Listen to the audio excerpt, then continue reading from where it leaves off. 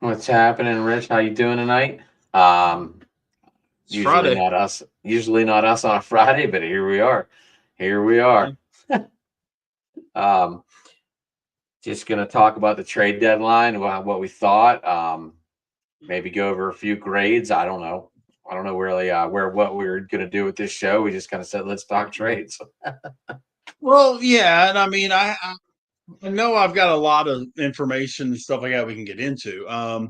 The big thing for me is somebody please get a scorecard for Baltimore and for Minnesota, who unloaded half their team yesterday.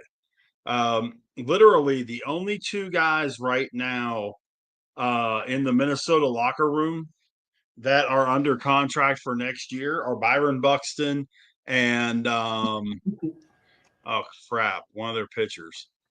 Um, but those are the only two guys. It's like Yeah, they got rid of forty there's percent. Unbelievable.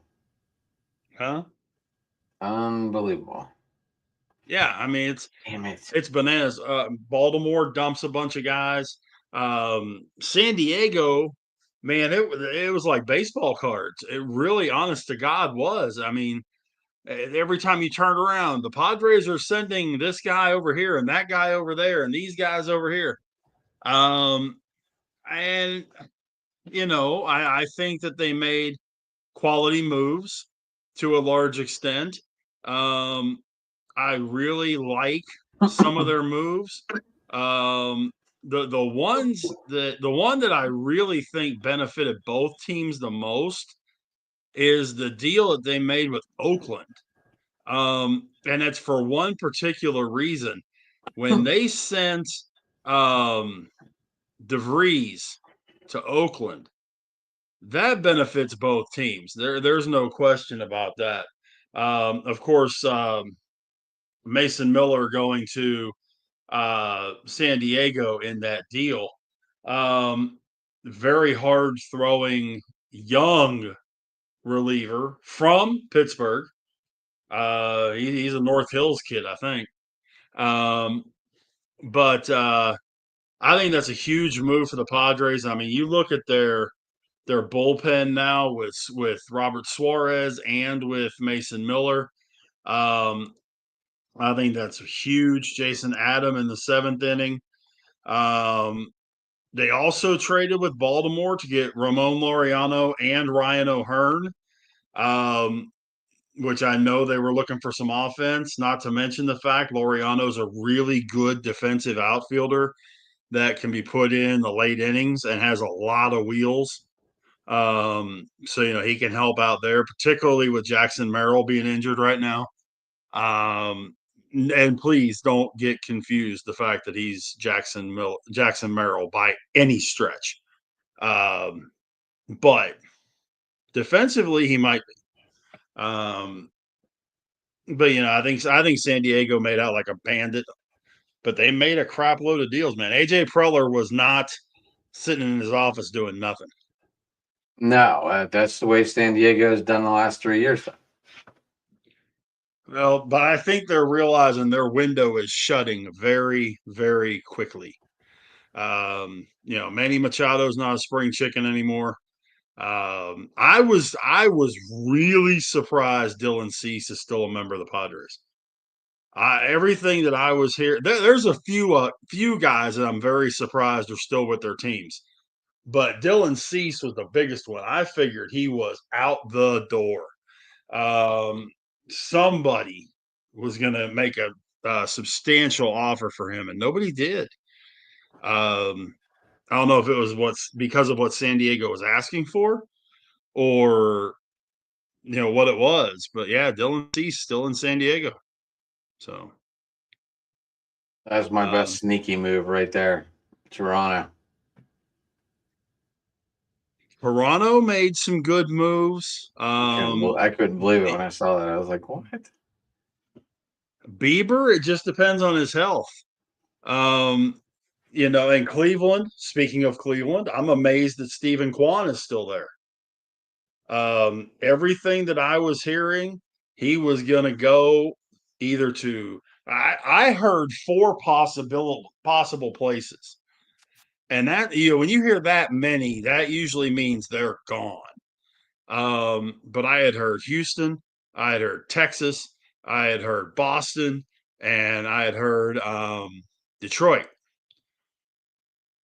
No dice on any of them. So, but at the same time, we were talking about this Wednesday. They're only 3 games out of a wild card spot. Right, right. Yeah. So it was Boston. You said Boston was going to be sellers. I mean, they really didn't do anything that great. May and who was the other guy they brought in? Joe Ryan. Joe Ryan. Joe Ryan's Well, not bad. their rotation right now is ridiculous. It really is. Their rotation is extremely solid right now, which also makes me talk about my Texas Rangers. They They got a got boost. Merrill Kelly for a song from Arizona. I mean, you figure you're rolling DeGrom and then Leiter and Corbin, who's actually pitched very well this year. Evaldi, who has the best ERA in baseball, and then you add Merrill Kelly to it. That's The probably Rangers pitching solid. hasn't been an issue anyway, but they really aren't an issue right now. And then they got a couple of relievers too. They got a kid from Minnesota and another reliever. So, um, the Rangers made deals. We talked about it Wednesday. Carlos Correa back to Houston to play third base, though.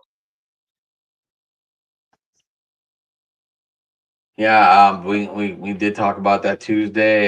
It seemed pretty evident that he was going back to Houston. Yeah. And then it seemed like once Correa went, that's when it just started saying see you to everybody.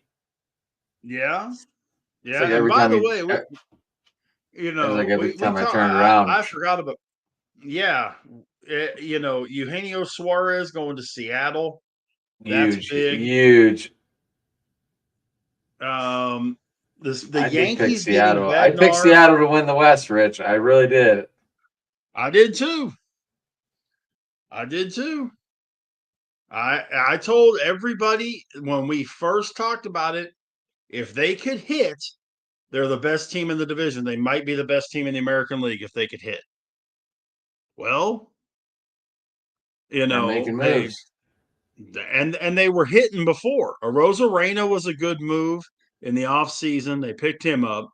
JP Crawford is a good ball player. Doesn't get near the love that he should, but JP Crawford's a really good player.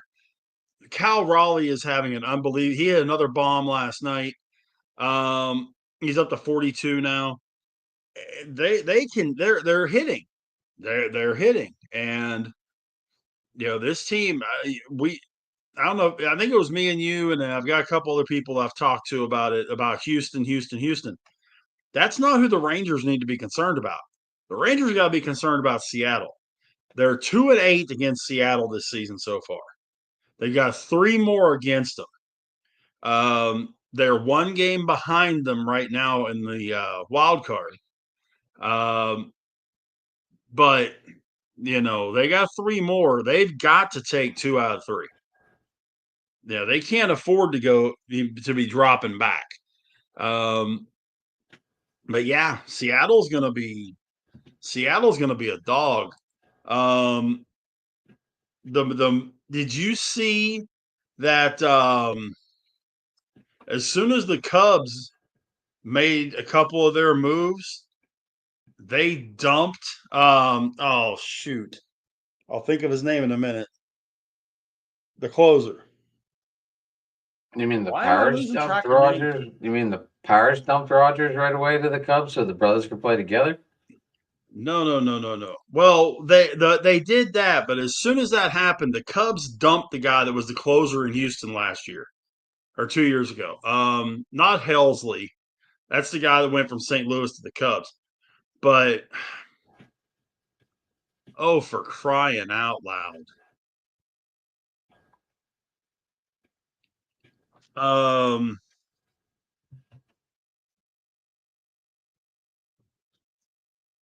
Ryan Presley. Ryan Presley. Oh yeah. It was like as soon as those trades were done, boom, DFA.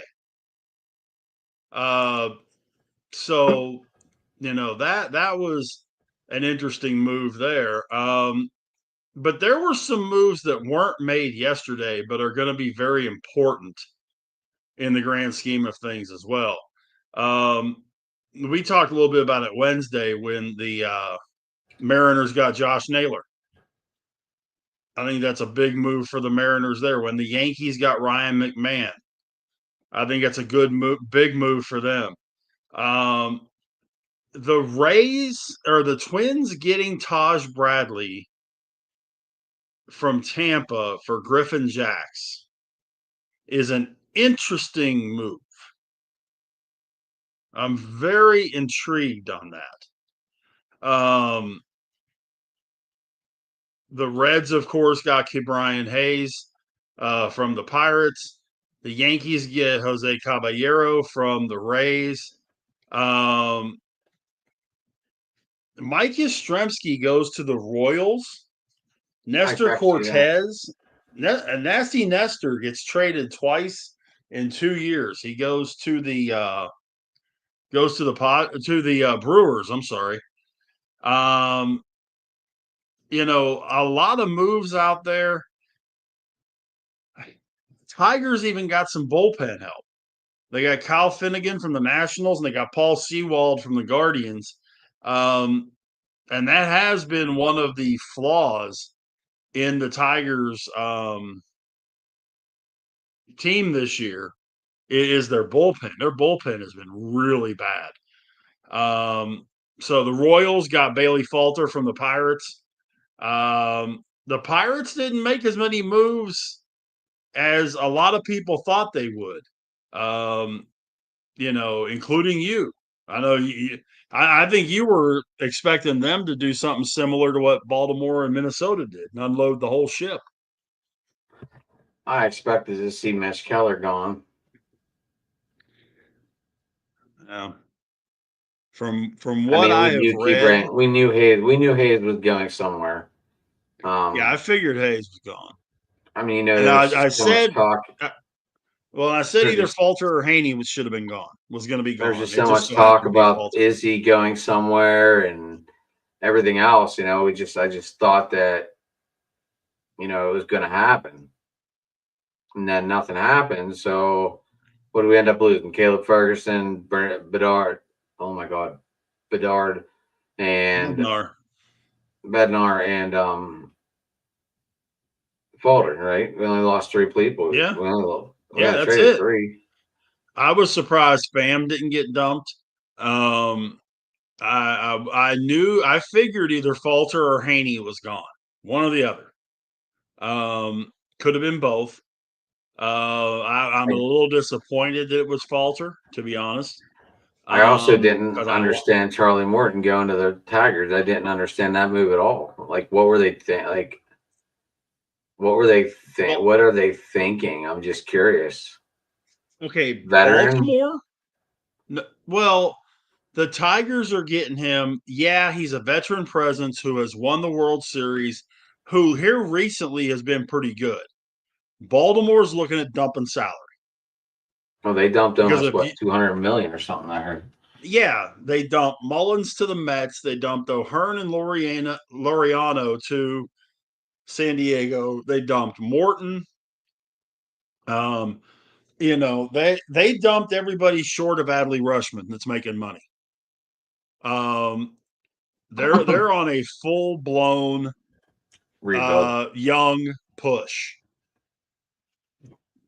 The Twins, I have no idea what the Twins. I mean, the Twins just said, let's get rid of everything. Twins are doing the same thing. I mean, they've got 2 guys under contract right now for next year. That's it. And I'm trying to remember who the second guy is. Because I know it's Buxton and one of their pitchers. And for the life of me, my brain has gone completely south on me. Pablo Lopez. and he's on the IL. He's on the 60-day IL. So, it's like, okay, we have nobody for next year. I'm thinking Minnesota's probably going full blown young also. Uh that's the only thing that I can think of is they're thinking, okay, we're not going to win for the next year or two. Let's dump all this and get prospects. So Rich, you got to monitor this a lot more than I did. I started thinking after we got off the air Wednesday that Sandy wasn't going anywhere. I figured he was staying in Miami. I figured also like no one wants to pay that price for him. And then again, the Fish are only 7 out, I believe, 8 out, 7, 8 out of the wild card, right? Something like that, yeah. So, like, what if they get hot again? What if they get hot again, and all of a sudden, they need that 1-day starter, and they don't have Sandy? Do you think the Marlins started thinking that way, or what? What did you hear on deadline day? 'Cause Well, I was I just heard trying two to stay up to date, but it was hard when I was driving all day. Well, I heard two things. Because the Marlins did ditch Jesus Sanchez and a couple other guys. They're building their team, a young team, because they've gotten a crap load of prospects the last 2 years. They're building it around Alcantara. Much the same way that I've been saying the Pirates are building it around Paul Skeens. Alcantara's contract is an issue, but they want, and they deservedly so, want a mother load for Alcantara. Unfortunately for Alcantara, he hasn't been Cy Young worthy for the last 2 or 3 years, and teams aren't willing to cough up what they're wanting because from what I saw, they had 2 deals in the works. One with the Mets and one with the Phillies. But both of They're them, never going to trade. Like, I don't know. Maybe in division the price goes up. well, but the Marlins wanted, and they had also been talking to the Padres. But the Oh my beginning gosh, if the of the Padres, you conversation, imagine if the Padres would have got him? yeah, but the beginning of the conversation with the Marlins starts with your team's number 1 prospect. It starts there and works itself wherever. And none of the teams wanted to dump their number 1 prospect. So they said no. If you're not going to cough up, and if I remember We correctly, got it a was the number Philly. 3. We got a number 3 ranked MLB prospect for Ke'Bryan Hayes. Or number 9. I'm sorry. Yeah. Well, the number 3 MLB.com prospect went from San Diego to Oakland in the Mason Miller deal. Right. It was a good move. Sorry, I got my 3 And and he 9. was San Diego's number 1 prospect. The Mets and the Phillies' number 1 prospects, they weren't willing to get rid of him to get Alcantara for whatever reason. It's going to be. I think it's they're going to hang on to him until they can't have him anymore, until the contract is over, or until somebody decides that they're going to go out on that limb that he's going to go back to being what he was. One of the other That was things my next. too. That was my next question, Rich. That was my next question. I was leading into my next Yeah. question. Would Alcantara be a number 1 starter on those teams? No. Or would he fall into a 2 or a 3? In Philly, he's probably the 3. He's definitely not better than Zach Wheeler. And he's probably not better than Christian Sanchez. I would say he's probably their 3. The Mets, he'd probably be their 2. I don't know that he's better than David Peterson right now. But I mean, that is that the way maybe these guys were looking at it? Like, he's going to be a number 3 starter. Why would we give up our top prospect for this guy? Well, yeah, but you've also got to look at the quality of the pitcher. Okay. And I'm going to go to the Rangers for this category. Okay. That's good. You Jacob know this team DeGrom. inside and out, Rich. Well, but Jacob DeGrom. Yeah, but everybody knows these guys. Jacob DeGrom is a bona fide ace, right? Right. Nathan Eovaldi is a bona fide ace. He was the Right. ace on the Red Sox when they won the World Series. That makes him a bona fide ace. And Merrill Kelly, who was the number 2 on a team that went to the World Series 2 years ago. That's your front 3 right now. Now, if they were going to dump, if they were for whatever reason, and my daughter would lose her mind, but if they would have gone to get rid of Eovaldi, they'd be expecting to get ace compensation because on most teams in Major League Baseball, he'd be their ace. It just so happens that you got Jacob DeGrom sitting there. You know, if they would have traded him to Pittsburgh, obviously he's the number 2 at minimum, maybe the 3, depending on where you put him and Keller. It all depends on you have to look at not just where he fits into the team's rotation, but how good is this guy? You know, which is why I think we got back what we got from the Yankees, because is Bednar going to be their closer? No, not at the moment. It's going to be Devin Williams right now. But Could it be? as hot Could it as be? but as hot as Bednar's been right now, could it be a rotation thing, or could it be that if Williams starts slipping a little bit, you throw Bednar in there? Very easily. I think right now Bednar's probably your 8th inning guy. I really do. You know, that's a good move for Bednar. It sucks for the Pirates, but it's a good move for Bednar. So who's going to step into our closing role? Pirates? Or is it going to be a committee? I think they're going to let Santana try to win the job. I think that's the first thing they do is give him the chance. And if he takes it, great. You know, if he doesn't, well, okay. But you know, if he can take that job, awesome. Saves them from hunting for somebody next year. If he can't do it, then yeah, maybe you go the rest of the season by committee. But you know, I really think that that's what they're going to start with. So what? I understood the move the Royals made, but where is Yastrzemski going to play? Is he going to be their starting catcher every day? I thought Mendez was their catcher. Who, the Royals? Yeah.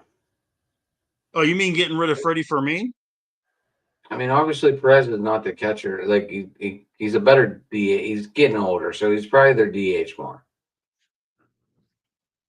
Well, and he's been playing a lot of first base too. Right. He's his knees are beyond the catching days. True. I guess that was a better way to put it. Yeah. Well, and I mean they've got Luke Maile, who can be the number 1 catcher.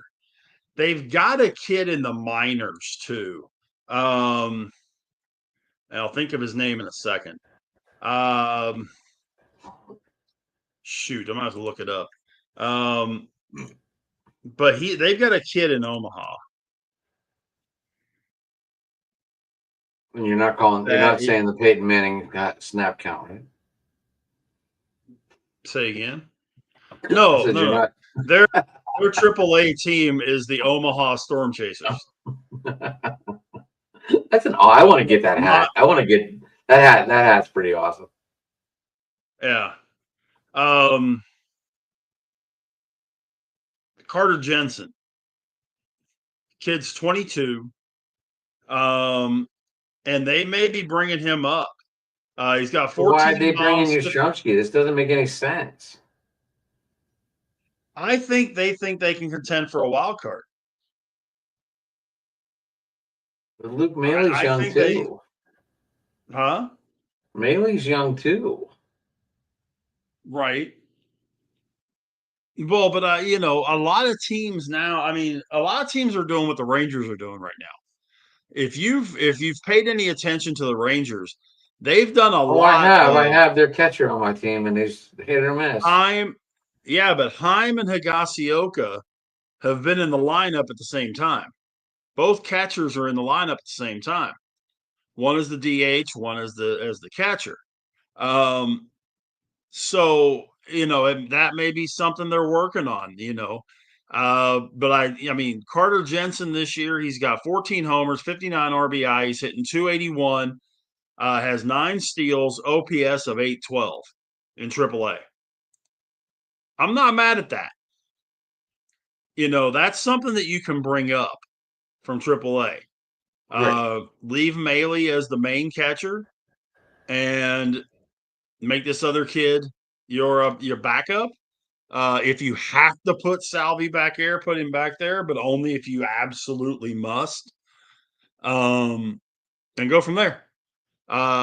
Kansas City, though, I What are you mean, doing with Yastrzemski? Yastrzemski's an outfielder. I think he was a catcher. No, Yastrzemski's no. Why Yastrzemski's a did I right think he was fielder. the catcher? No, Yastrzemski's a Oh right my fielder. god! Yeah, just shoot me now, Rich. Just. Kansas City is 3.5 out of the wild card. So, I mean, yeah, if you can justify Cleveland keeping Stephen Kwan, then I guess you could justify Kansas City making a deal for Yastrzemski. Because they're only 3.5 out. Cleveland's 3 out. So, I said this on Wednesday. I really think that we're going to have more fun watching the wild card races than we are the division races. Because unless something absolutely just crazy happens, Detroit is not getting out of the way in the division. Okay. Um, unless something crazy happens, it's Milwaukee and the Cubs in the Central. I know I picked the Reds to win the division at the start of the year. They're still going to make the playoffs, so I ain't worried about it. In the West, the Dodgers aren't losing that division. I mean, I would, even with everything San Diego did, I would be stunned if San Diego wins that division. They're 3 back of the Dodgers. I'd be blown away. And then in the East, it's the Mets and the Phillies, and we've known that all season. American League, it's a little more interesting. In the West, you got Houston 4.5 up on Seattle and 5.5 up on Texas. So it could be any one of those 3. In the East, Toronto's 3.5 up on the Yankees. I still say, and people, I've had some people give me grief about it. I can tell you exactly what's going to happen to the Yankees based on what happens with Aaron Judge. Because if Aaron Judge's arm is bad enough that he either can't play or must DH, that kills 2 positions for the Yankees because it's a whole different deal. DH is playing right field mentally. You're in the game more when you're in the field. Right, But we that talked about also that. means you We got to talked put about that earlier. We talked about that earlier in on one of our episodes. Or of Mike, I'm not sure. But I mean, we talked right. about that. Like Rafael Devers. That's what we were talking about. I believe. I believe that's what Yeah. started that conversation because he was just so far out, and I had brought up that DH is a whole different level than being a Right. player every day and every pitch, every you kind of lose focus. Yeah, exactly. And, not only that, but you're putting Giancarlo Stanton in the right field, That's horrible. which is an absolute defensive liability. Because you can't take his bat out of the lineup. He sure as heck can't play And they anyplace didn't else. trade for any outfielder. They traded for all pitchers, I believe. Uh-huh. Yep. I And mean, Judge's I arm don't. was hurt. His arm was hurt before the deadline was over, right? Yeah. He's been on the injured list for about a week now. maybe a little less. I mean, unless the Yankees do something we don't. I mean, what are they going to do? I mean, if his arm here's the other thing. Let's say that and we've seen it happen in the NBA with an Achilles. Okay. What if they go, well, it's just strained. He'll be all right. He uncorks a throw from the outfield and blows that UCL. And he's canned for a year. And it's not going to be Ohtani. Wouldn't that be the UCL? That's what I'm saying, the UCL. But it's not going to be Ohtani where he can still hit and everything. Because from the way that they're talking about it, if he has to have surgery on that thing, he's done for a year. So he won't be able to swing or anything. So do you take that chance in a year that you're probably not even the best team in your own division? Right. Because this just in, Toronto's pretty darn good. And they got better. Yeah. And if you remember right, I took Toronto to win the division, by the way. Strictly off their pitching. But if you look at what Toronto did, I mean, they and if Bieber is anything, that's going to be phenomenal, man. From everything that I've seen, he's really been impressive in the rehab outings and could be ready to go. He looked good, and he looked good before the opener. Yeah. But then, Sir Anthony Dominguez in the bullpen, I think was a good move. That's a good middle relief guy. And I like what the offense has done. I mean, you got, Dalton Varsho out there and George Springer and, of course, Vladdy. And I don't know how, but Alejandro Kirk is just doing his thing. I mean, hell, he's contending for a batting title. That kid's always been a good defensive catcher, and he's had a little pop. He's finally put it together. I like Kirk. I thought he was a good catcher, like, from the minute I heard his name. That caught my attention. I understand, but I never figured he'd be contending for a batting title. He's fourth in the American League in hitting. It's not hard when everyone's batting 260 or less. Dude's hitting 304. I'm just saying, bananas. Rich. I'm just saying. No, I'm just saying. I would have never figured that because this guy ain't beating out an infield hit. No, but he can. But he finds holes. Anybody that doesn't know Alejandro Kirk, who he is, and all that kind of stuff, let's pull up the vitals here for Mr. Kirk. Pull this. I've liked him for a long time. I thought the Pirates were going to trade for him. Actually, I think they were trying to trade for him. Actually, 5'8", 245.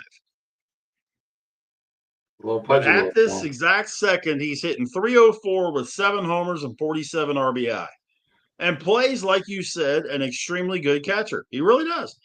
He does. But 304. I mean, he's played well, and he's shown a lot more. He finds holes, Rich. He doesn't. I think every time, like, so I think he hits strike 2 and he chokes up on the bat and just tries to make contact. Mm-hmm. I remember reading that about him a long time ago. Whether or not he still does it or not, I don't know. But I remember reading that on him. He's one of the few that just plays for contact. That's all you have to do. The Yankees made moves, but I don't think that they made any moves that are super substantial. Ryan McMahon, Ahmed Rosario, Jose Caballero, David Bednar. What were the White Sox doing, eating up $20 million of that contract? Dude, the White Sox. I think the White Sox might have got the worst grade on this whole thing. Well, I mean, the White Sox. It's not a money thing for the White Sox. We just don't have any personnel. And that's where, we talked about guys that I was really surprised didn't get traded. How in the world, and I realize he's been inconsistent, but I think he's one of those guys that has to be in a proper surrounding. How in the hell is Luis Roberts still in Chicago? We said that after the deadline last year too. I know.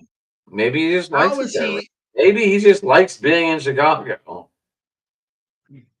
I don't know. Maybe Chicago's I asking mean, price on the only player they have is through the roof. that's what I'm thinking. Because I think if you put him on a team with any sort of hitting around him, hell, if you put him in He'll be a Pittsburgh, consistent hitter. I mean, if you put him in Pittsburgh in the lineup between, let's say, Kutch and Reynolds, He should get some hits. I think he would be tremendous. Yeah. Um, he just doesn't have anything around him. And the one service that I'm looking at, they gave the White Sox a D, which they should, but you know, okay, no big deal. They gave Cleveland a C. Cleveland's kind of stuck, so I yeah, they like that kept kid they Quan, got. they I got rid of. like that kid they got there, man.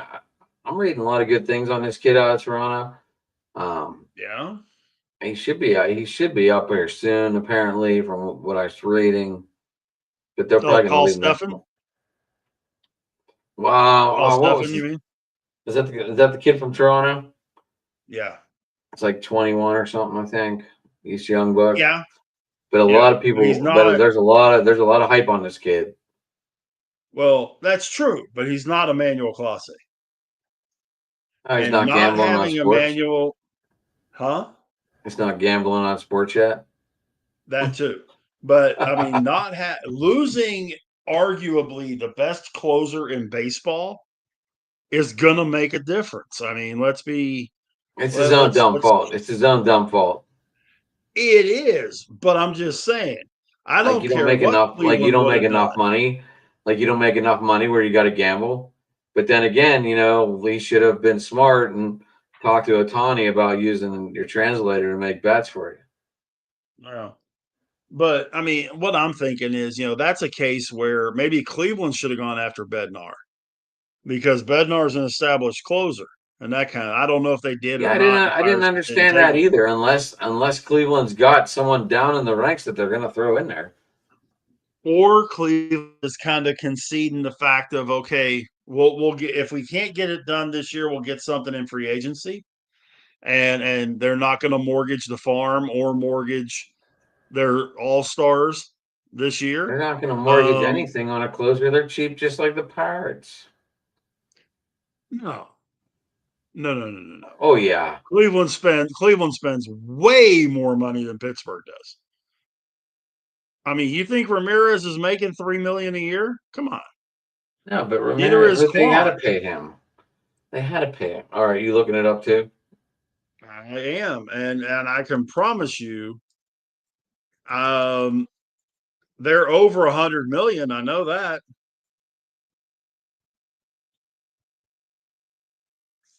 I know they're over 100 million. Jose Ramirez is making 20 by himself. Adjusted payroll is 98 million. Ramirez is making 19. Carlos Okay. Santana is still getting 12 million from them. Okay, so you take away them two, and this is just like the Pirates. The next guy's at 4.4 million, which would be like Tommy Pham. Okay. I'm just saying. But I mean, you also have to understand too that they've dumped some salary in the last couple of years, i.e., Josh Naylor. You know.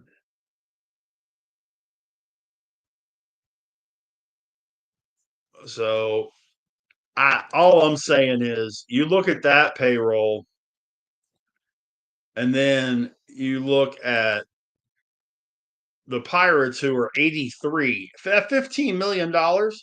Okay, Rich. So That we makes got a Mitch big Keller. We got difference. Mitch Keller at 15. Okay. Uh-huh. 4 million Reynolds at 12. less.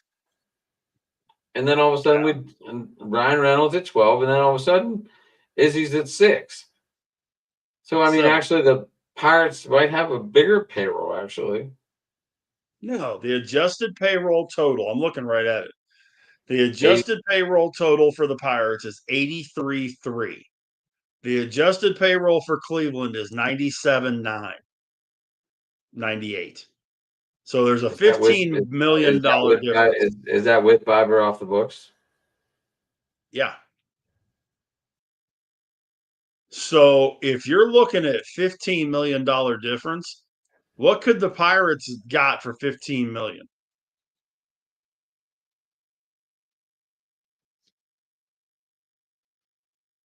Stick wise, who could they have gotten for 15 million bucks? I mean, let's think about that for a couple minutes. They could have gotten a lot of sticks for 15 million bucks. Right. They could have probably gotten at least two. If they would have gotten a 7 and an 8 or a 10 and a 5. Okay. Ravenhaus are still at work. I just looked. But I told you before, if the Pirates were at 100 million, it would make a difference. And it would. I mean, they're Well, 17 million away from 100 million. If they were even if they went to 100 million, it would make a dramatic difference. what schemes on a 3 or 2 year? Oh, Skeens has got all kinds of time under team control and arbitration and shit like that. He's got like 6 years before he's going to do anything. Right now, he's making 875. He'll make 875. Let's see. By the way, did you know he has three options? For what? Send him down. But no, his payroll breakdown. He's 875, and then pre-arbitration You next really year. think? Do you really think this? I mean, unless he gets injured, and I don't even think that counts against history if they send him down for a rehab stint. No, I don't think it counts, does it? By sending him down off the no, injured. no. Rehab does not count as a. So he's never going to burn those 3 sent down things. No. And if he does, something drastically horrible. Yeah, he turned into Alek Manoah. If he That would does be his best awful. Alek Manoah imitation and just completely forgets how to throw the ball, maybe that happens, but no. And all I'm saying is, yes, Skeens is going to get paid, and yes, I hope, like I say, if I'm the Pirates, and this is, of course, if I was the Pirates, if I had the pencil, I would walk up to Skeens' agent after the season's over and lay a 10 year, 450, $500 million contract in front of him.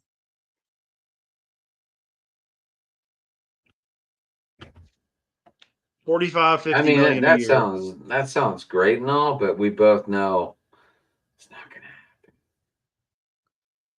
Well, and see, I wouldn't want to do that, but with today's game the way it is, because if it was up to me, I would let Skeens go all the way through arbitration.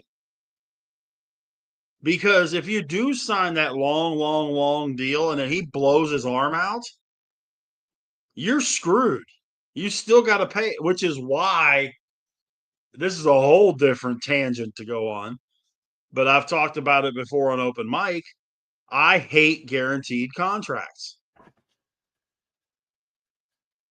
Contracts You should be wouldn't hate incentive. guaranteed contract if that was you, though. Sure.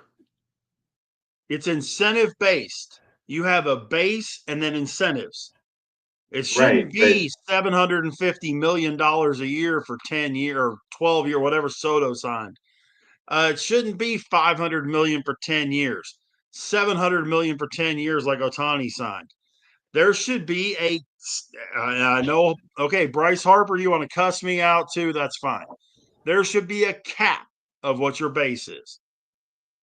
And then everything else is based off of incentives. That's the way the contracts used to be. The most you can pay a guy for X number of years experience is X. But Rich, Yes. the problem with incentives is, oh, he's almost there, take him out. Oh, he's almost at that level of getting extra pay, take him out.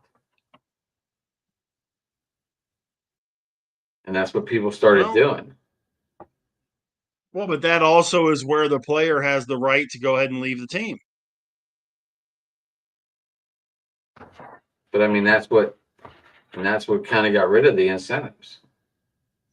Well, but what I'm saying is, and we've seen it in performance. We've seen teams get burned on it in performance, and we've seen them get burned on it in injuries. These super long deals, and they end up biting you in the butt. I do. It's, these contracts should be no more than 3 years.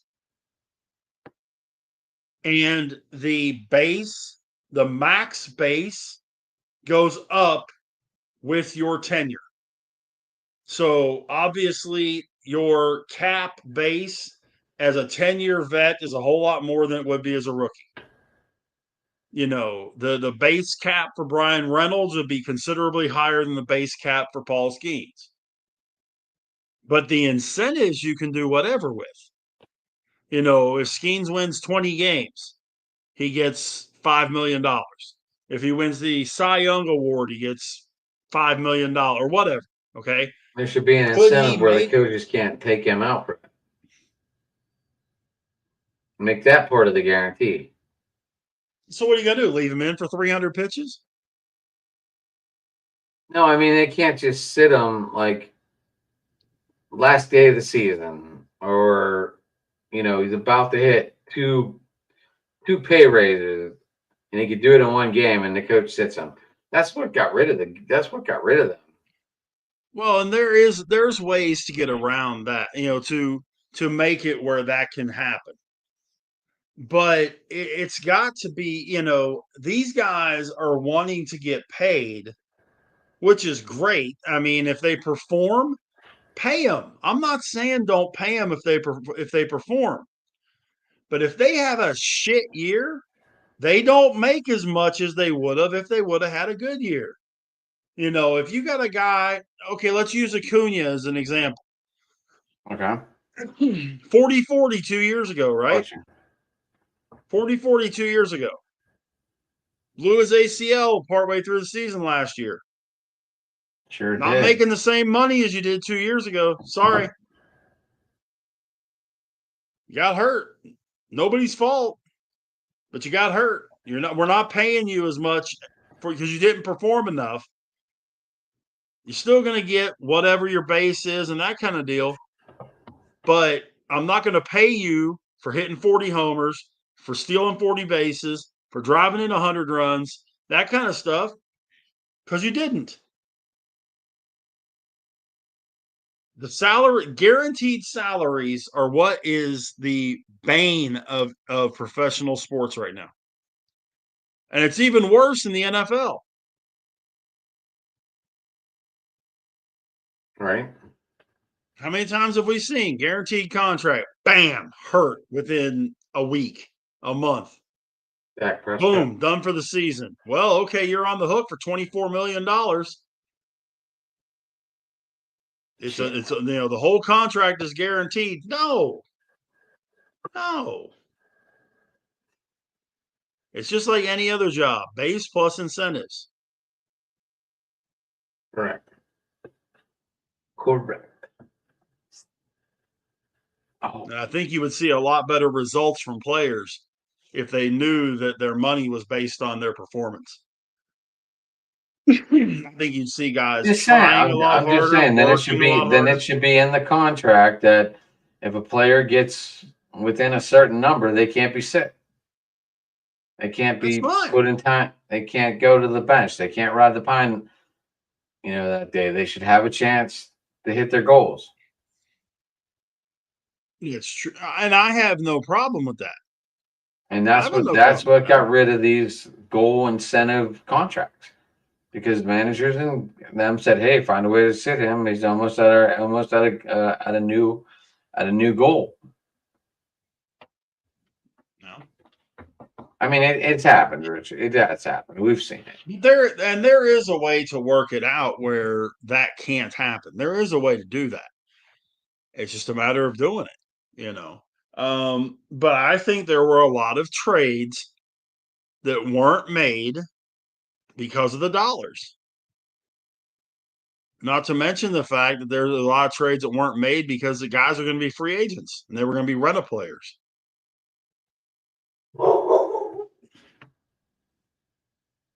So, and at least teams are getting smart that if I'm going to go and commit to, coughing up my, 3 of my top 10 prospects, I don't just want this guy for the next 2 months.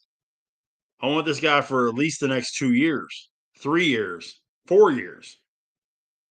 Right. The rentals are done unless you really, really need one, which, the Yankees could have went out and got a rental for right field. The one thing that I was really surprised Major League Baseball never did, which the NBA used to do, is the sign and trade. Where it'd be like, okay, the Rangers or the Pirates are going to make a trade with the Rangers. And I'm going to use two soon-to-be free agents. Isaiah Kiner-Falefa for Adolis Garcia. Okay? And the Pirates sign Izzy to a 2-year, $20 million deal. The Rangers sign Garcia to a 2-year whatever deal. And then they make the trade. So that way they're signed. Then you make the trade so you've got the guy for the next 2 years. And the NBA used to do that all the time. They still do, I think. But Major League Baseball never adopted that. And I was really kind of surprised that they never did, Right? It makes sense. It's one of the few things in sports that actually makes sense. The sign and trade deal makes complete sense. So, but anyways, who's your big winner? Who's your big winner? Who's your big loser? As we get close to an hour. San Diego on paper looks like the great winner. They address needs in offense, defense, and pitching. They covered all their grounds. Now, can any of it work? Oh, and it looks like we're gonna have a guest coming up because I was about to say that team might have been. They did the smartest thing, but watch. Well, we appreciate everybody for being with us tonight. We'll see you go. Hey,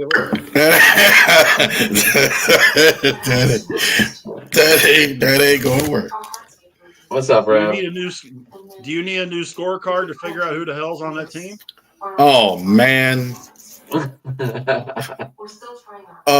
Orioles with 9 guys left if you count the Brian Baker trade.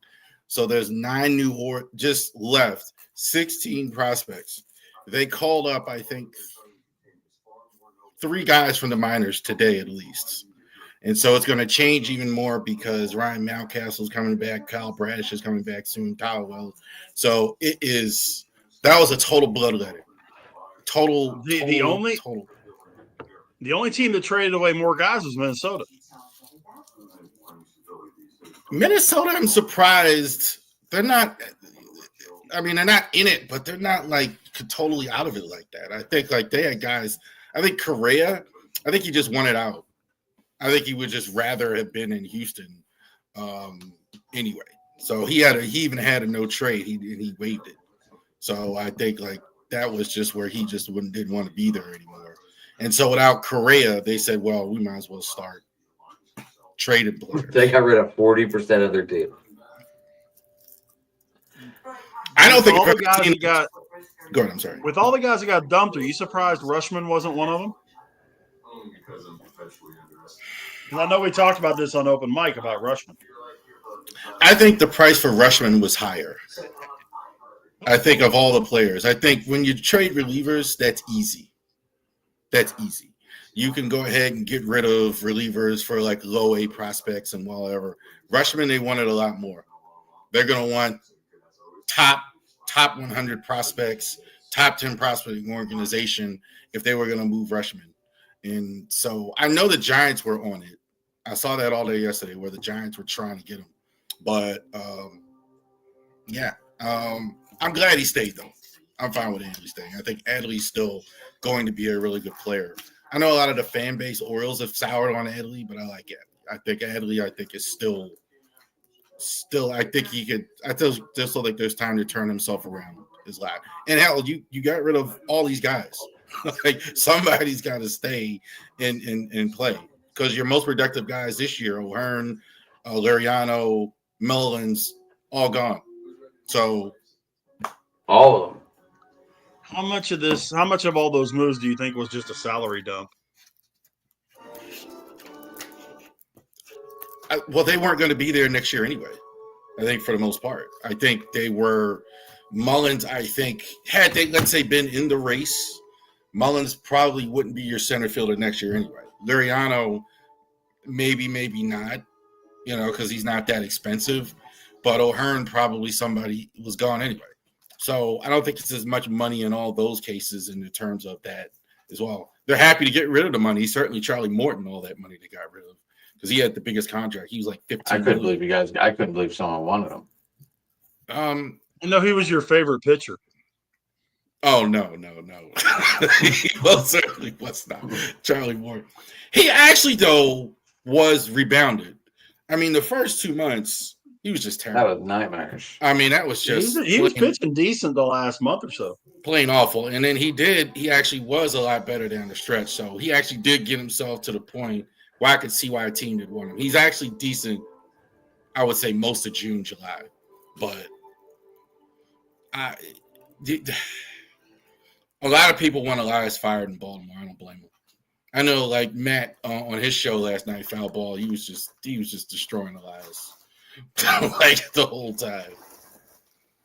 Really? I didn't see. I caught a part of it. I didn't see the whole thing. Yeah, he was just destroying. I mean, he does anyway a lot of the time, but he was really just killing Elias there. Why weren't the Pirates more active as well? You got rid of Bednar. I'm surprised they kept Chandler. They kept Skeens. I think that we're building. I think we're building a foundation. I think we're trying to put the management has realized whatever, that there are guys of value on this team that don't need to be sent away without getting something substantial in return. I told Adam, and I think I even said on open mic, if they get rid of Keller, they damn sure better get a Lions load for it. I don't want to hear that they got three AA guys for Mitch Keller. There better be some high quality players coming over if we're getting rid of this guy. The offers weren't right. They didn't dump him. Kudos to the front office on that. Same thing with Bubba Chandler, because I know there were people that were talking about wanting to get Bubba Chandler. Same thing with Isaiah Kiner-Falefa. There were people putting offers out there for him. Izzy, and I realize he's one of my favorite guys. I've watched him play almost his entire career. He's not going to be an MVP candidate, I promise you, but he's got 2 gold gloves. He's a consistent hitter. He's a great fielder and is a good leader on your team. You need somebody like that around.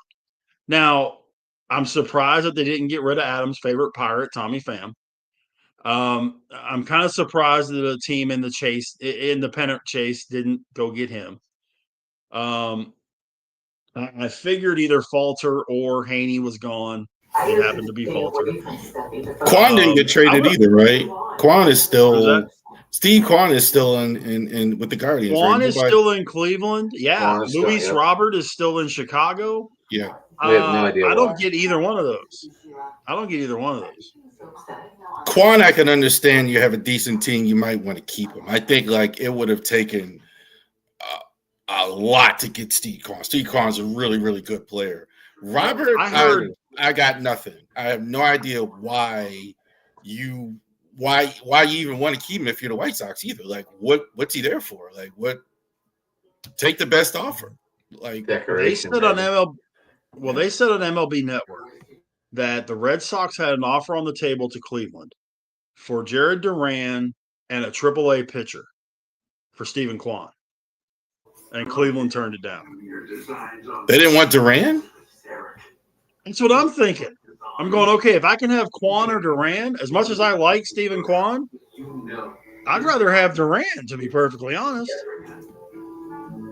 I think Kwan's a better player, but yeah, that's arguable. That's not by much. You could argue Durant's a better player than Steve Kwan is. And he's younger. Yeah, certainly. So, yeah, that's what, 3 years younger, something like that? Yeah, I don't think they really wanted to trade him. I don't think that's kind of the thing. I don't think Cleveland really wanted. I think if they could have really get like a ridiculous, what I call like the Eric Bedard type haul. The Orioles, like when they got Adam Jones, they traded all those guys. They traded like 5 guys, something like that, where it's just over. I think that's what it would have taken. But Durant's pretty good though. I don't know. That's I don't know if I'd have turned that down either. Who was your big winner? San Diego. San Diego got a lot of players. They got O'Hearn. They got Liriano. They went and got Mason Miller. I love Mason Miller. Mason Miller, I on the channel, I call him, oh, baby, Mason Miller. Like, because everything is at 100 with him. So you know where Mason Miller's from? No, I don't know. From the Berg, baby. Well, it's either Pittsburgh or Texas, one of the two. I was thinking maybe he's from Texas. No, he's a Pittsburgh kid. I think this actually might give the Padres a chance to overtake the Dodgers.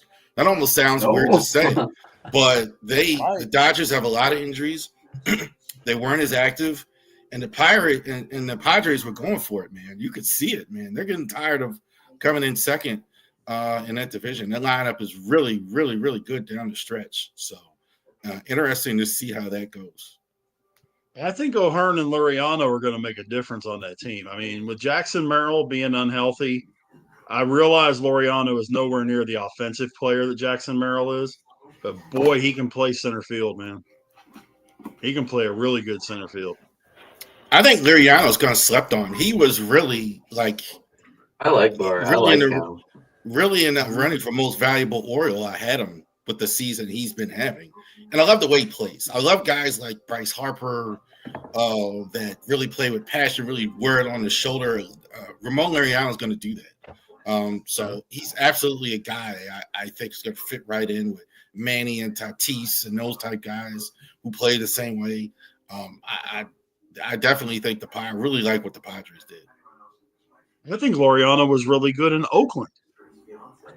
You know, I do too. And he really showed his salt in Oakland, especially with his arm. You know, and then what he's done in Baltimore, he kind of reminds me of an outfield version of Izzy. That he's not going to win an MVP award, but he's not going to hurt your team either. He's going to make your team better. It's just one of these guys where nobody notices. I think that happens in baseball sometimes. I think where certain guys are good year after year after year, but like nobody notices. or they just kind of watch a movie like Moneyball and the whole Chad Bradford thing. They talked about how good Chad Bradford was, but nobody wanted him because he threw the ball funny, because he kind of threw it underhand. Maybe it's not that far with Liriano, but there are guys like that, who are just good everywhere they go, but for whatever reason, they're never seen as the main guy or a linchpin type player. Right. I like Liriano in Oakland as well, Rich. Sir? I like Liriano in Austin or Oakland as well, too. We like Mason Miller, too, when he was playing in Oakland as well. Not just because he was a Pittsburgh kid, but the kid because he could pitch. Oh, and I watched him destroy the Rangers. I mean, I'll tell you, I've seen Corey Seager twice shake his head after he stepped out of the batter's box, and once was against Mason Miller. I think it was Miller's like second or third game. He come in there, he blew 3 past Corey Seager. And he's walking out of the batter's box and he's shaking his head going back to the dugout. You don't make Corey Seager do that very often. And you could see as he walked past Adolis Garcia going, straight heat. That's all you could read his lips. Straight heat. You got Mason, that kind of fast. If you have that kind of pitch, it's kind of like the splitter from Mariano. Throw it till they hit it. Mason, like the bend stuff is just blue heat. Like that off-speed stuff for him is like 95, 96. The first time I saw Mason Miller, I was like, God dang, go on, this guy. Like, it's unbelievable. I know he had a slow start this year, but he's just eye-popping. He's playing for a team not exactly playing on the greatest team there either. Now he's on a better team though. Well, that whole go ahead, I'm sorry. No, go ahead, man. That whole Sacramento situation is just disgraceful. I mean, that's just I don't know. I have no clue why the union is not just kicking and screaming. So I took a lot of heat for saying that too on my page when I said this is a disgrace, whatever. And then somebody kept talking about one person was talking about Toronto a couple years ago and the Rays. Not the same thing. They couldn't physically. They had to play the minor league stadium because of the circumstances. You're allowing a team that's right. They played in the Rochester Red Wings stadium, right? I think it was Buffalo too. I think they were in Buffalo. That's right. They played in Buffalo. You're right. Yeah, I mean, but they couldn't play in Canada. The circumstances didn't allow it. To allow this kind of COVID, this is ridiculous. Go ahead. I'm sorry. Yeah, COVID didn't allow it. It's the Oakland, the Sacramento situation and all that is bad. You're right. But, I listened to Mark DeRosa talking about Mason Miller because he's going to have him on Team USA in the World Baseball Classic. And he said, I want you to learn a pitch for the World Baseball Classic. And he said, okay, I'll give it a shot. He said, what's that? He said, I want you to learn knuckleball. He said, because if you go 100 and follow that up with a 47-mile-an-hour knuckleball, the guy is going to be swinging the bat before it leaves your hand. He just started laughing, You weren't real sure if DeRosa was serious or not, because DeRosa's the manager of the World Baseball Classic team for Team USA. And I was just like, that would be sick. 100-mile-an-hour fastball, the next pitch is a knuckleball. I always wondered why we haven't seen that. I don't know if he was kidding or not, but I like the thought of that. Like, you've never seen a guy. We've always seen the knuckleball guys can't throw it anyway. So, like, we've never seen like a hard thrower, right, mixing that as well. Because that would be really cool. There's no real arm, and there's no really strain on your arm doing it. I think it really that's why those guys pitch until they're 40. The Wakefield and Charlie Huffs and those guys, it doesn't really strain your arm any. So that's why you can keep going. Tim Wakefield. Yeah. Y'all know Wakefield, right? One of your guys there. Oh, yeah. Wakefield. Yeah, I don't think I've ever seen a knuckleballer that when they throw their fastball, it's more than like 80 something. No, they can't ratchet it up, to substantial heat. But those knuckleballs, man. I used to watch Charlie Huff when I was a kid in Arlington, and at Arlington Stadium, the bullpens were in foul territory down the baselines. So, he'd be warming up before the game. And of course, there'd be a bunch of kids standing up, and I'd just be watching it. And he'd let that sucker go, and that sucker never turned once. And you're just going, how in the world do you hit that? Because no two pitches went the same. I don't honestly think he knew where it was going to end up. I really don't think that's the whole point. You don't know where it is. The only thing wrong with a knuckleball is there are some nights where they're just not going to have it. Every knuckleball I see has like 2 or 3 games during the season where they just go goofy. They just don't have it, like, in terms of that, because you don't know. There are some nights where it just drifts or whatever. Like, so that's the only thing like that. But I think y'all had the greatest knuckleballer, I think, of all time. I think Wakefield. I think he was the best one I ever saw. Timmy Wakefield. Well, yeah, I mean, he's up there. I think Phil Necro was freaking unbelievable. I had the chance to watch Necro. His brother was good, but Phil Necro was freaking crazy when he was in Atlanta. My dad used to always talk about Hoyt Wilhelm. You talk about these guys now. Hoyt Wilhelm back in the 50s and 60s. He threw that knuckleball up there. Okay, I mean the dude threw a couple of no hitters. So did Phil Necro, but I'd put Wakefield up in there. What do you think, Adam? He's one of my favorite pitchers to watch.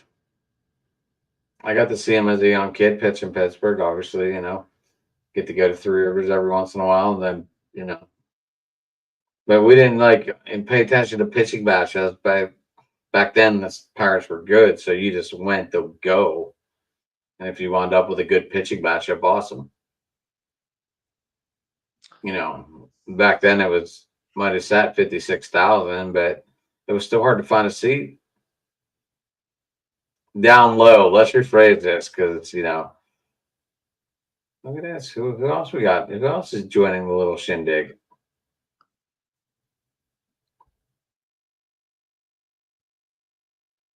But I mean,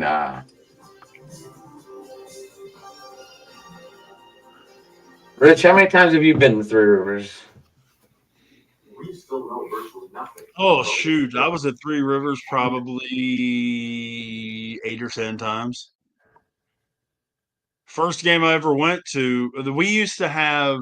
They used to do it all the time. They had Little League Day out there, and they would give really discounted seats, and we would go as a league. We wouldn't just go as a team. We'd go as a league. There was 100 of us. And of course, the coaches and the parents, by the time you get all said and done, it's 150 people sitting together. And we would do that every year. And then we went a few other times outside of that. That was actually the first one, or the second time I was there was in '84 and got to see Sandberg. Because they were playing the Cubs that day. So did you see the bases that they're going to use the rest of the season? I did. The one I will not be able to watch the first part of the game tomorrow. No way. I'm going to have to ease into it after the game starts. Remember the blue seeing Dunston and Sutcliffe and who was it? Jody Davis. Jody Davis. Bring out the base and put it in second. There was a lot of Sandberg jerseys at the game today. I wasn't able to watch the whole game today, obviously, because I was at work. But when I was on lunch today, I watched some of the game as well. So yeah. Do you hear what's happening tomorrow? Yeah. They're gonna do a tribute to Ryan Sandberg and the blue. They're gonna wear those blue jerseys from 1984. No name on the back. And everybody is going to wear 23. They were really different for the 80s. You didn't see that a lot. Those just nowadays they come out with any type of thing. But you only saw the gray jerseys. Are they doing the pullover or the button down, Rich? Yeah, it was different. They're going to do button downs because they don't make the pullovers anymore. They were trying to do the pullovers and they're not making them anymore. So they're going to do the button up. So neat because it had the red around the top and then the blue and I imagine they're going to still do the blue and red sleeves, right? Yeah, I mean it's going to be the '84 jersey, that replica jersey, not pullover. Yeah, but I mean I wouldn't be able to see them take the field wearing it. I got to catch it in the second inning or something, or I'll lose it. I think you got to watch it, Rich. It's just something you got to do. I don't know, man. I think you got to watch it, Rich. Just so you see it.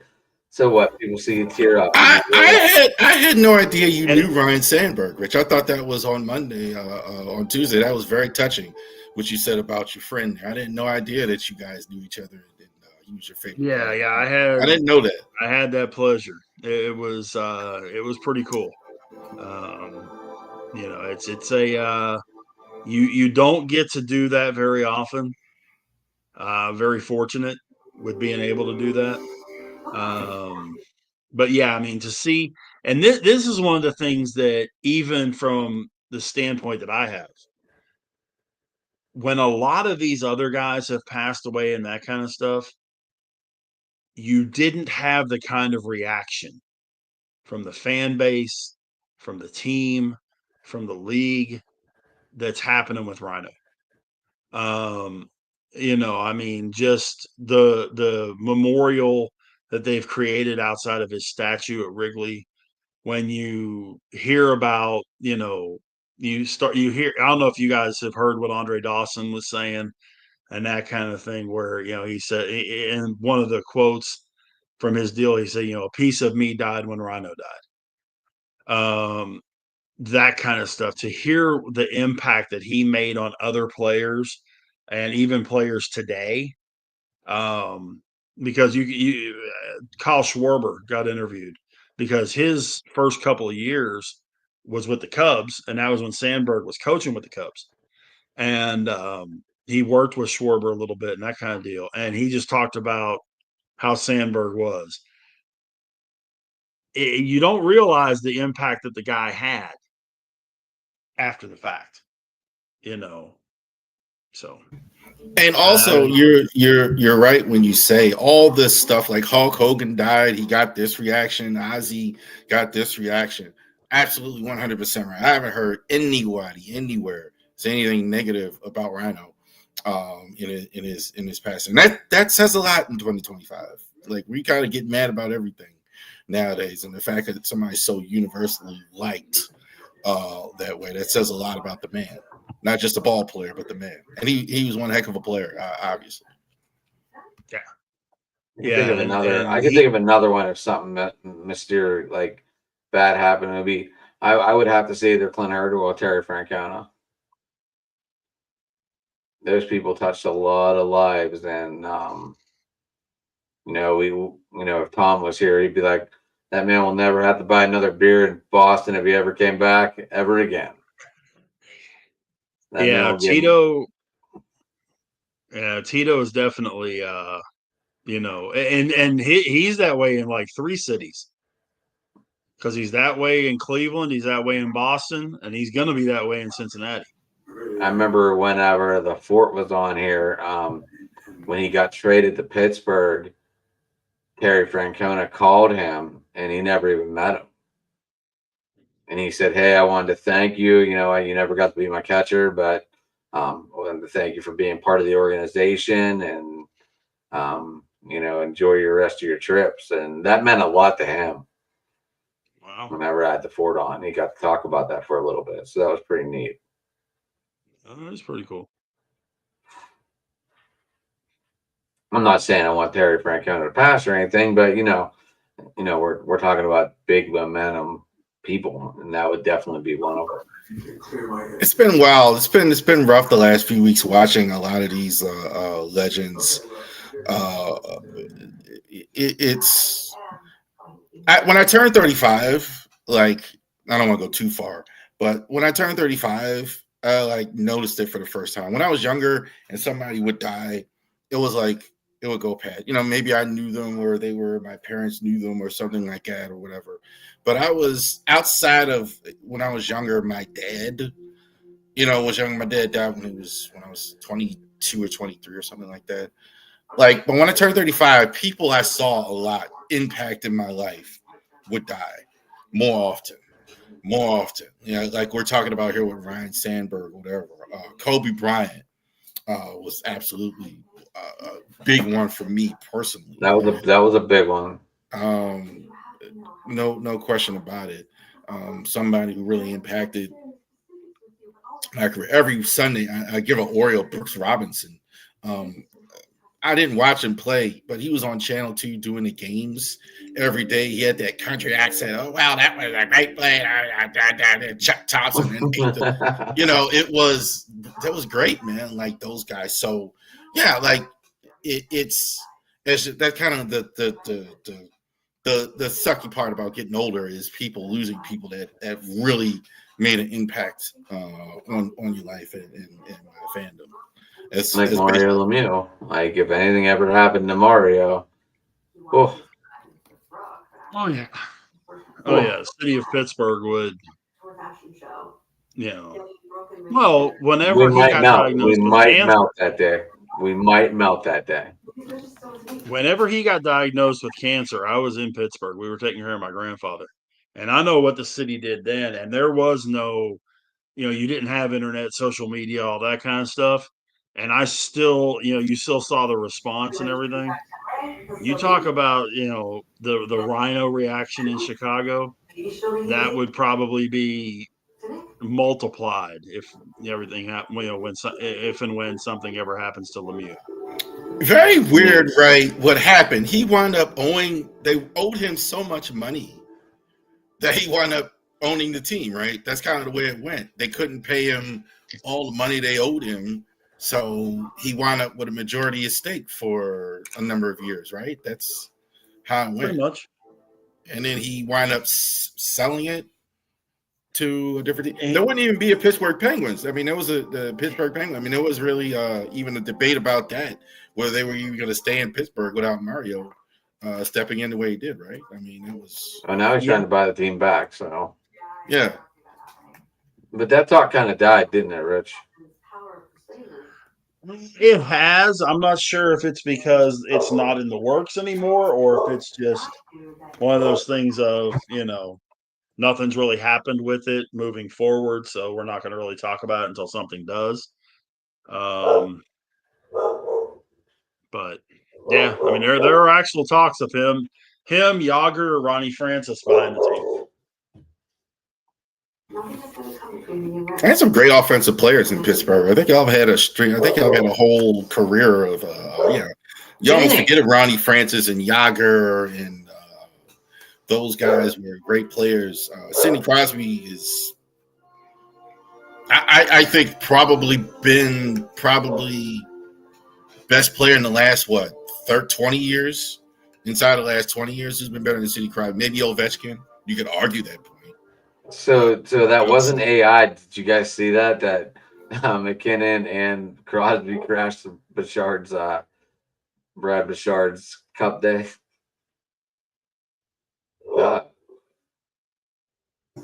Oh, he's gone. Whose dog is that? I'm here. Phoenix. The mascot dog. That's the dog on the Driving to the Top Productions. Yeah, she's barking to go to the top. I don't know who's outside. I can't see the window right now.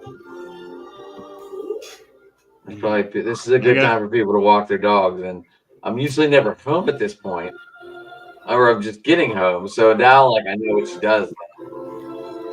I literally just walked through the door, right, not long before I sat down. I didn't eat. I didn't do anything. I literally just walked. You're like, wife, I'm going on TV. Well, she wasn't here, so that was the other thing too. She's out somewhere, so that was good. So she was out with the kids doing something, whatever. We just bought a car recently, and that's kind of freed things up. So now we can go down and she can go on here.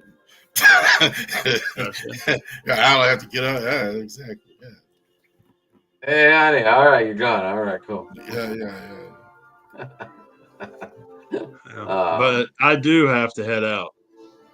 Yeah, I was gonna say we turned this little show into a nice hour and a half. Good talk, Rab. Always nice seeing you popping in. Check your messages. I sent you a message about our conversation. So whenever you got time, I'd love to go talk to you, Adam, about some things, and we'll go over. I sent one to you and Ken the Bear as well. Hopefully trying to get him giving him a chance to say that Troy Aikman's better than Jay Cutler. That's the craziest thing I've ever heard. I mean, he was actually serious. Jay Cutler is a better quarterback than Troy Aikman. I mean, you shouldn't let guys drink during the show, Adam. I mean, you Rich. Go ahead, Rich. What are your thoughts? Was Troy Aikman a better quarterback than Jay Cutler? He said Troy Aikman was a better quarterback than Jay Cutler was better than Troy Aikman. I don't even know how to respond to that. Put down the wacky tobacco can. After the stream, he was arguing with me for 10 minutes about it, like making the case. Like, No, there is no case. the only thing that Jay Cutler was better than Troy Aikman is arm strength. Now, yes, Cutler could throw the ball out of the stadium. Yes, absolutely. Outside of that's where it stops. I mean, the mind for the game, accuracy, all that kind of stuff. Aikman head and shoulders above Cutler. Jimmy Johnson would have been And that's screaming. coming from a Cowboy hater. Jimmy Johnson would have been screaming at Cutler, like still even now, relentless. Well, he'd have cut Cutler. He would have never seen the field. He'd have cut Cutler. He'd have never put up with that stuff. Anyway, all right, you guys won. He would have never. You're right. He would have never put up with it. No, never put up with that nonsense. That's crazy. I didn't hear. When was this? Well, was this after I got off the air? Yeah, this was after you got. Yeah, it was only him and I on there, and I think Jamie had left too. So we were just talking for 10 minutes, and like he's legitimately making the case. I've heard him say it a couple times. So we'll talk about all of that other. Yeah, you need to get Ken the Bear on there for that conversation. He's a funny guy.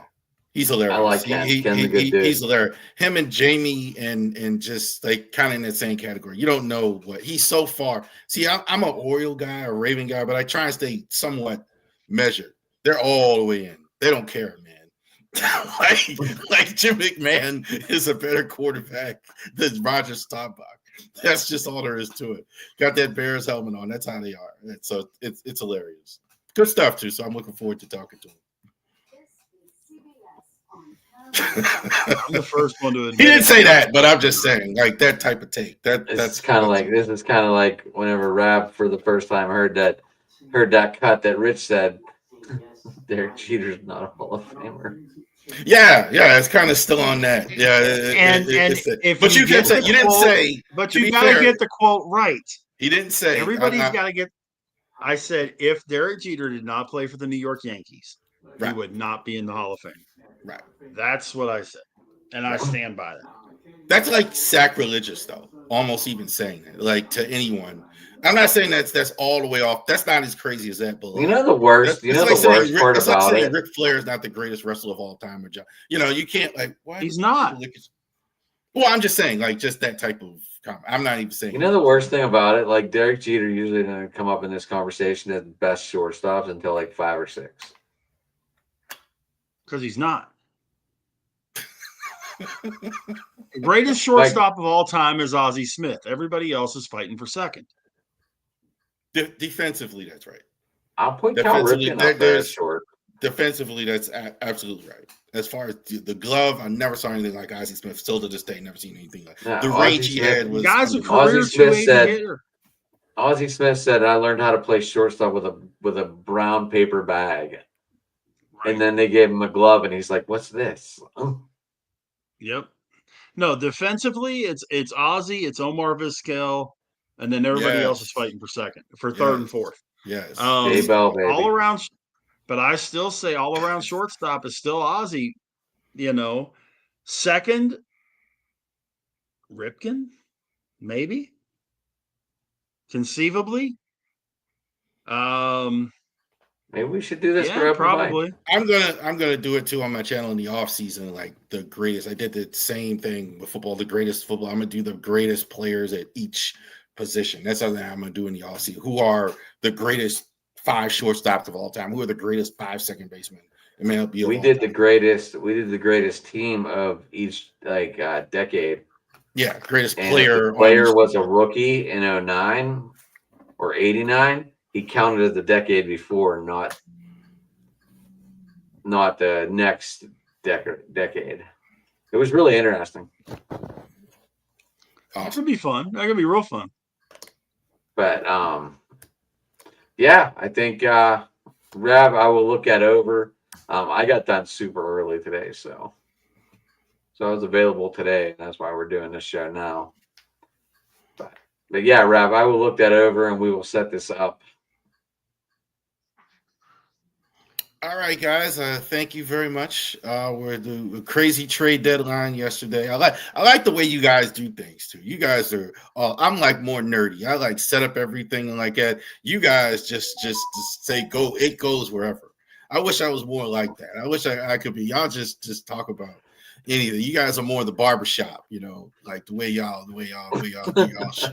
like Well, Yeah, but if you only knew what I go through to get Tuesday night ready, I believe you. Yeah, it's hard. and then it goes off the rails. But I try to get Tuesday night ready. try.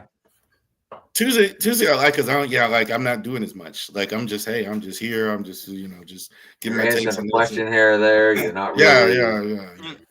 The funny part is you always end up in center square. I don't know how that all. You're George Goebel, and you're always in the center square. I hated I don't know that how show. That show was so corny. you didn't like Match Game either, then, did you? I didn't like. I'm not a big game show guy. Period. I like Price is Right for a while. I like the $10,000 pyramid. That was a good one to watch. That was cool. Yeah, $10,000 pyramid. That was cool. The other one was 21. With Alfonso Ribeiro. The card game, 21. The card game, that was pretty cool. Yeah, but I'm not a big. I watched them all, man. Card Sharks and all that. What was stuff. the other one? No one with no whammies. Pressure Luck. No whammies. Pressure Lummy. No whammy. That sucked too, but at least that was cool. No whammy, no whammy. Stop. Okay, we're way off. way off the reservation. Like, we're gonna go to Double Dare and Finders Keepers here in a second. Those Nickelodeon show.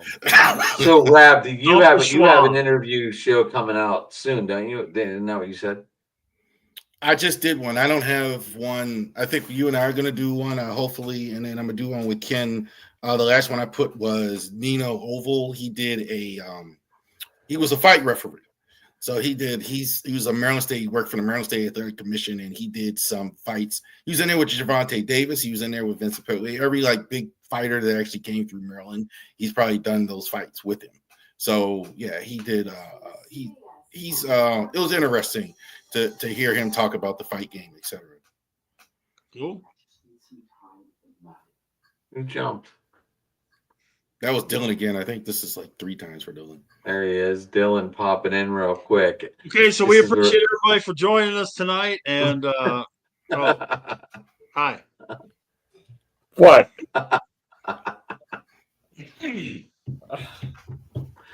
How was dinner, Dylan? You said you're in the middle of dinner during our show. Delicious, fellas. Hopefully better. Dylan, we were about to wrap up. Just curious, real quick, on your trade deadline days, who got your A, who got your Fs, who's in the middle? I think the Phillies hit it out of the park getting Duran and Bader. I think the A's got it by getting the Breeze. I think the Padres got it by getting everybody and their mama. And if you want Fs, I think the Dodgers failed to get another couple more bullpen pieces. Cubs failed to get a starter. And the I feel like the Tigers should have done more, but maybe okay. I don't know what the Red Sox were doing yesterday. Getting Dustin May. I'm like, hello, Joe Ryan's out there. The Minnesota Twins all train everybody. Go get him. Gotcha. Yeah. So yeah, Dylan, like I said, we were just ready to wrap up. Rich has to go. I got to go. By the way, have you guys seen a trade deadline where one team just trades everyone, like the Twins did? Yeah, the Baltimore Orioles traded half their team. Yes. Wow. Mm-hmm. Yeah, 100%. You think the Orioles were not trying for Tarek Skubal last year? Orioles regret a lot of things, man. The young players aren't developing like they're supposed to.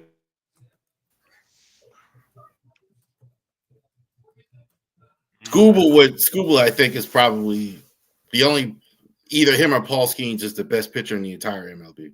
I mean, I don't think there's any debate about that. I mean, By the way, I think I would have traded Jackson Holiday for Scooble. 2.5 years of Scooble. If they'd have traded Jackson Holiday, there would have been no Ravery Sports podcast next week because I'd have just broke my computer like in the house.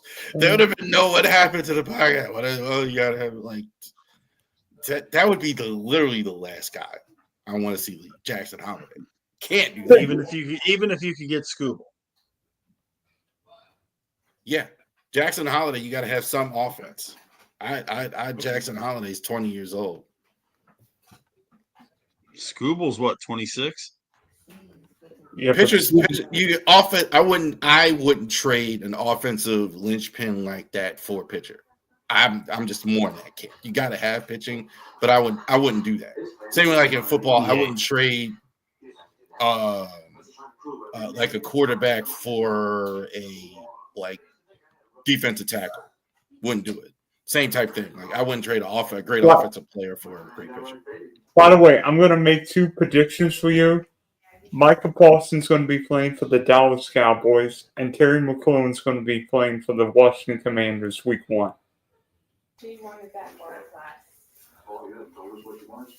I don't even know what McLaurin's upset about. I don't even know. Parsons, I kind of get it. He wants to make $30 million a year. McLaurin wants an extension for $30 million a year. He's already at $30 million daggone year. Like he wants an extension. I think he wants like 4 years at $30 million.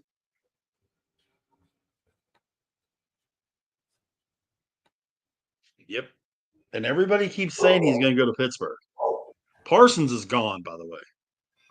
Parsons, I can understand. Dallas isn't that good of a team, and he just saw Watt get an extension. He just saw Garrett get an extension. So I kind of get it. And the last thing you're going to see happen, take it from someone that's been here the entire time, the last thing you're going to see happen is Jerry Jones apologize to anybody. I bet he doesn't apologize to his family, let alone anybody else. So, to apologize to Micah for what he said and to get him re-signed, he does. Josh, you're right. Micah wants more than Watt. He wants to be the highest paid player. And, I mean, is Micah in the discussion to be the best pass rusher in the NFL? Absolutely, he is. No. He's in the discussion, but you're going to see him. He's either going to hold out or he's going to be playing for another team Week 1. He's not going to have that scar on his helmet Week 1. Michael Parsons going to make more money than Dallas. You cannot have half your payroll on 4 players. 5 players, I'm sorry. There's still another 54 to go. Well, Jerry Jones is a bad businessman. That's not my issue. That's it. Jerry, they're not going to win anything with Jerry still there. Jerry is, God bless him. Jerry Jones is old enough to be my grandfather. Not being funny. Yeah. Like, it's time to step down. It's time to let his son take over, his son or whoever else, or sell it or whatever. But it's time. Rav, here's the issue. His son's not going to do anything much different. Steven's not going to do a whole lot different. I mean, he'll do some, yes, but are they going to win with Jerry or Steven? No. Here's trust me. I hear these guys talk, and I'm going, really? Okay. What league are you playing in? Here's where he's different. I haven't heard Stephen Jones say anything ever. I haven't seen one Stephen Jones interview in all the years other than when he's with his father. He does not pop off at the mouth and hurt the team and say, I've never heard him do that. Ever. No, he doesn't do that. And I think that'll be the big difference. Yeah. I got to remember what day it is. He does a show every week on the flagship station. Steven does a show every week, an hour show every week on the station. I'll get the time and the day for you to listen to it, and then tell me if you still have the same opinion after you listen to him for an hour. Because you sit there and you go, damn, that's Jerry. It's 30 years younger. It's Jerry. Damn. By the way, Josh, he has two. He has two sons. But and a daughter who, by the way, is the one that's responsible for the whole Salvation Army thing. Charlotte Jones Anderson. She's the one that kind of spearheads that whole Salvation Army deal that they do, that you see the kickoff at the Thanksgiving Day game and all that. So kudos to her. But yeah, you'll find out. Steven's not that much better than Jerry. But I agree with Adam. How about you if you've heard it? But yeah, like Jerry is not helping matters, say the least. No, he's not. And I agree with Adam. I mean, they're paying $60 million a year to Dak. They're paying what, 20? Is it 20 or 30 to CeeDee Lamb? They're paying Uku dollars right now. It was 28. 28. They're paying Uku dollars right now to Micah, and he wants a raise. He wants to be over 41. Guys, hello, there is a salary cap out there. Can't pay everybody $1 million, top dollars. And of course, Adam, as well as I do what's going to end up happening if he makes it through this season. Pickens is going to want paid too. And, I still don't think he may. He's already gotten into crap. He's already gotten into issues and all that stuff. I still don't think it's going to make it till week 6. Micah Parsons is going to play week 1 against the Eagles. He'll be the highest paid defense player in NFL history. It's going to happen. It's going to be CeeDee Lamb 2.0. Terry McLaurin's going to get his money. I wouldn't be surprised if McLaurin gets traded. McLaurin, I just don't understand why he's taking this position. This seems a bit. I just don't. Brought in Debo. It's because they brought in Debo. No. McLaurin's thinking that he's underpaid. Well, isn't Debo getting paid more than McLaurin? I think. I'm not sure. I think, yeah, but but even if he is, I mean, I don't understand. I mean, it's not that much money we're talking about. I don't, that's kind of my point. Like, it's not even that much more you even think you'd be getting. You might get what they're going to give you in the offseason anyway. That's why I don't understand why. Debo's getting 17 this year. McLaurin's set to make 15.5. Yes. It's not going to kill you. You were on the phone too. I don't understand. That's where you're at. I don't. That's not. I don't either, Rev. I don't. Yeah, I don't understand it. Like Bateman had $6 million he was threatening to hold out. He got 17, 18. That's a big difference than what he's asking for. You're already getting 20. Why do you need?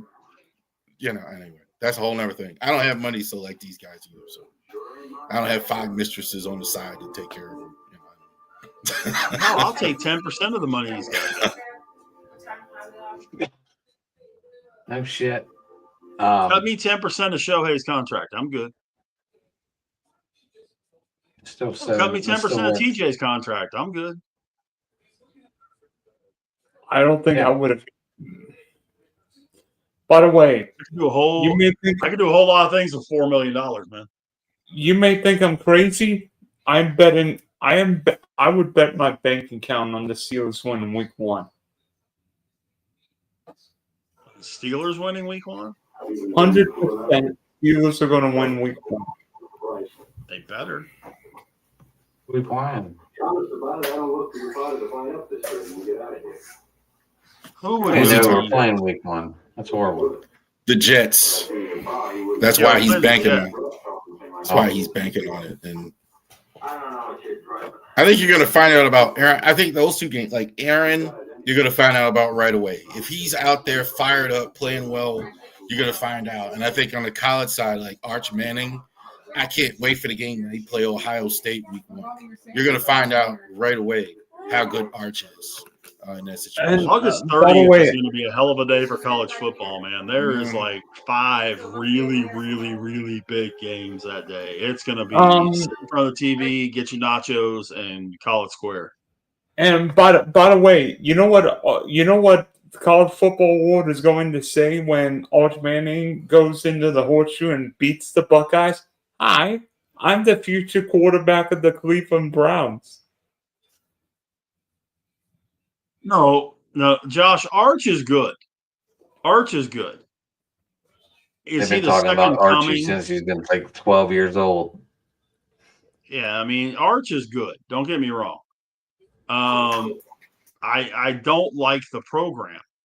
Again, when's the last time the University of Texas cranked out a quality NFL quarterback? I'll wait. If you want to count Vince Young, and If you want to count Vince Young, that's the that's big. where it starts and finishes. Right. Thank you. The University of Texas just does not put out NFL quarterbacks. I don't know that. I mean, it's going to be a hell of a ball game either way. I would take Ohio State simply because they're at home. But man, I'll tell you, I don't like Arch's chances in the NFL. That's the problem because I just don't think he's going to get developed properly. And let's see him play one game, guys. I mean, my goodness. I mean, he has literally not played a whole game yet. I mean, it's not just fans or whatever. Like NFL Draft Buzz, a lot of draft websites have him as the number 1 pick. Like, right. He hasn't played one game yet. Like, and he might, and I think he's good too. I don't think it's all hype either. But I'm just saying, like, that's a bit much for guys who never played.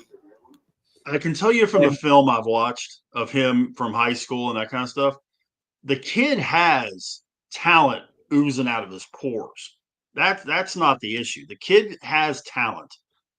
What does he do on the big stage on Saturdays that's going to translate to the big stage on Sundays?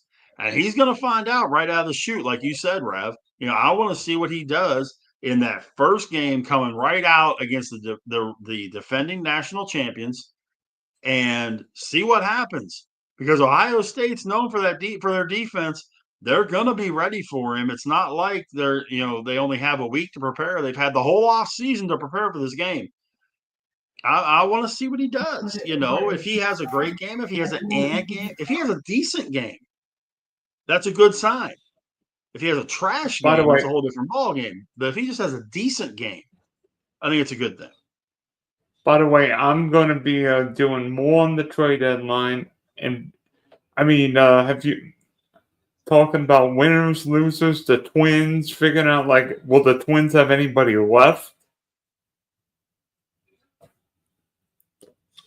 Who else? Yeah. Twins, I don't know, man. They just... They just unraveled. I heard the Twins were like $400 million in debt. If that's the case, they eliminated a lot of it. Yeah, with Correa. Yeah.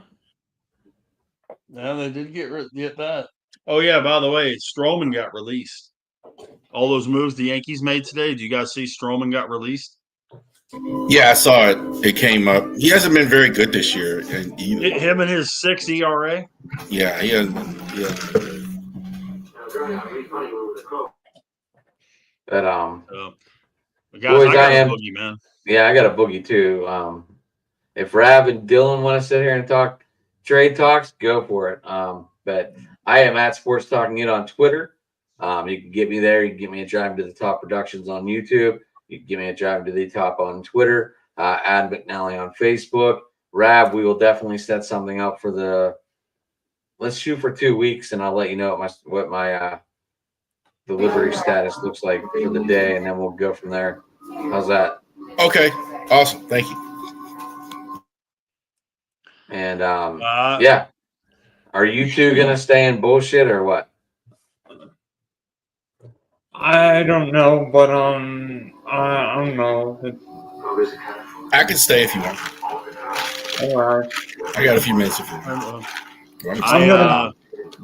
I'm gonna go ahead and head out too. Then with Yeah, I'm Adam. boogieing too, boys. You guys know how to close up shop. I thank you, boys, for coming on. I thank all our guests. Yeah. But yeah, Rav, like I said, 2 weeks. Let's set something up on a Friday. Hopefully, my schedule's a week like today, and I'll have time. Rich, always good seeing you. Dylan, good seeing you. Rav, good buddy. seeing you. And I will see you all on Tuesday, boys. See you later, man. And I'm gonna head out too. Big Rich 8371 on Twitter, X, whatever we're calling it this week. Facebook, just my name, Rich Richardson. My birthday is Sunday, and part of what I'm doing on Facebook on Sunday is I'm doing a drive for Prostate Cancer Research Fund in honor of Ryan Sandberg.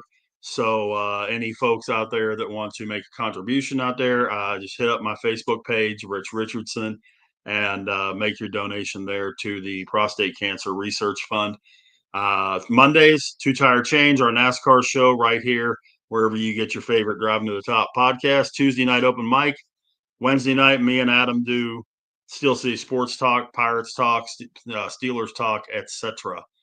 Rav, Dylan, always a pleasure, guys. And I am checking out.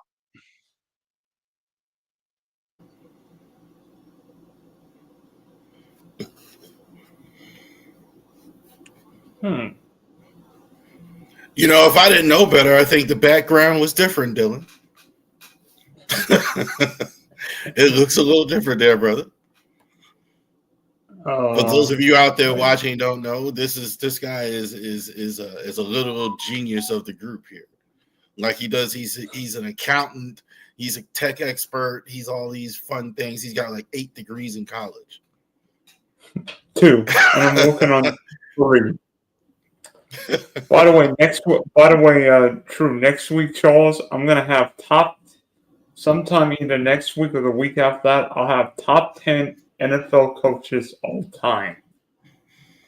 All right now, top 10. The coaches and I'll give you a hint. Bill Belichick's not number 1 on my list. He's not number 1 on my list either, brother. I always thought Belichick was overrated. I always thought that was Brady. I thought if we're talking about just defense, Belichick, I would definitely put him there. So I was like scheming a defense, no question about it. A whole team. I never thought that Belichick was ever a better coach than Bill Parcells. Never. You never could convince me. Bill Parcells was fantastic. And you know what? That's a good. I don't think I've ever done that. Top 10 coaches of all time. I don't think I've ever done that. I've got my list. I'm not gonna show it right now, but they're all big names on it.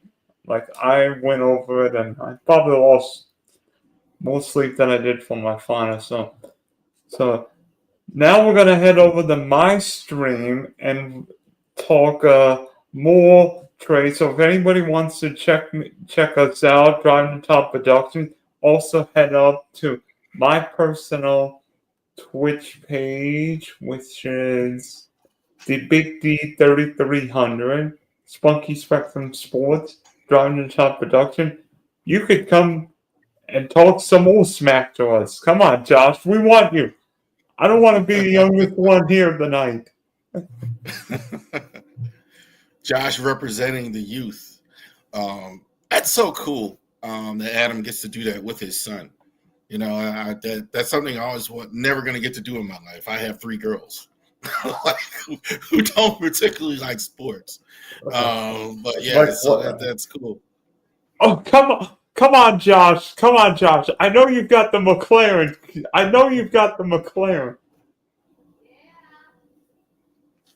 All right.